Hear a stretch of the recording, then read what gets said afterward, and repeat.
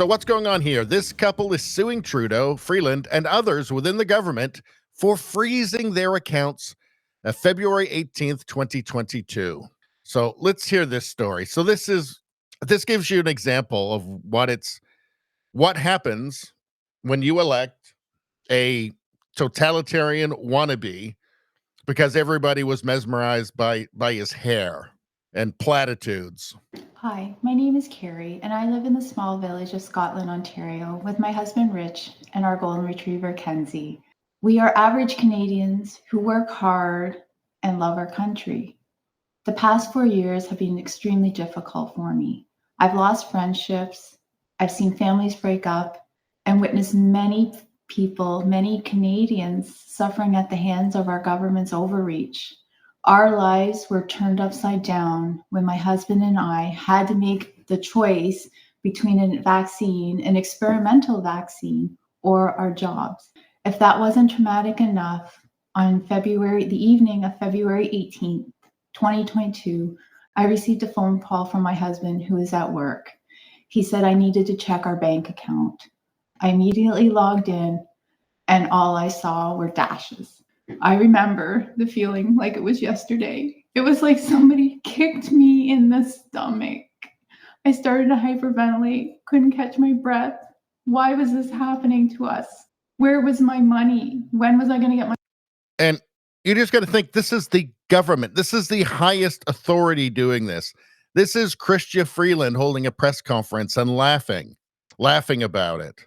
So you're confirming that accounts have been frozen, both personal and corporate, but you're not releasing. It would be a feeling of just utter and total powerlessness. Total. This is your government. That's a wake-up call. Canada is becoming a cautionary tale. Rand Paul was just talking about it. Canada is a cautionary tale, as an example of what happens when governments have too much power, when they have the ability to misuse, emergency measures, like in Canada. But anyway, let's continue. My money back. Was I going to get my money back? How was I going to prove how much I had in my bank account? So many questions. My husband trying to calm me down, telling me, you got to take a breath, you got to breathe. But so many questions, like how was I going to pay my mortgage? My mortgage payment was coming out. How was I going to pay my other bills? How was I going to get money to buy food? How was I going to put fuel in my vehicle? I spent many sleepless nights worrying, sick to my stomach.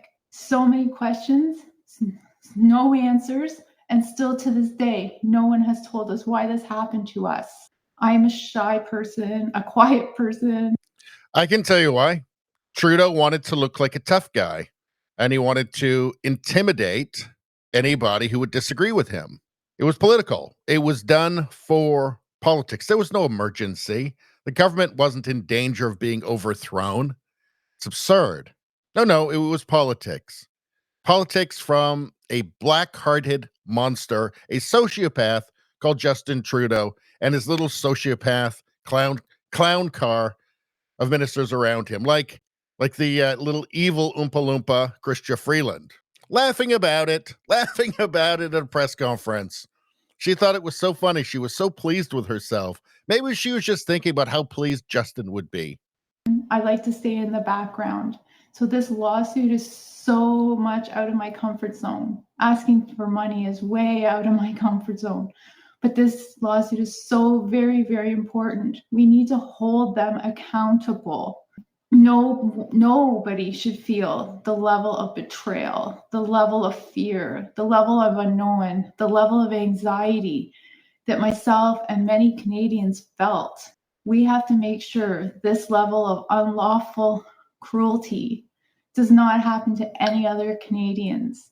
We are fighting for all Canadians. So we really need your support. Please give what you can. Please help us fight for accountability. Help us fight for justice. Help us fight for Canada.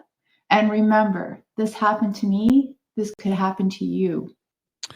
Yeah, it's really hard to really come to grips with just how far Canada has fallen and what a cautionary tale Canada has become. Just what can happen to your country when you just fall asleep. when everybody falls asleep and they just listen to platitudes and people want to be with the cool side, with the cool kids, and nobody's really paying any attention to what's actually happening. And the media makes everything sound like it's really nice. And you don't want to be a bad person. You don't want to be one of those bad people, right? You know, those people who disagree with our lovely, Vogue magazine cover prime minister, with our fashion star prime minister, with his funny socks and everything. You don't want to be with one of those mean people. Those people are bigots and fascists and stuff. Don't you know that?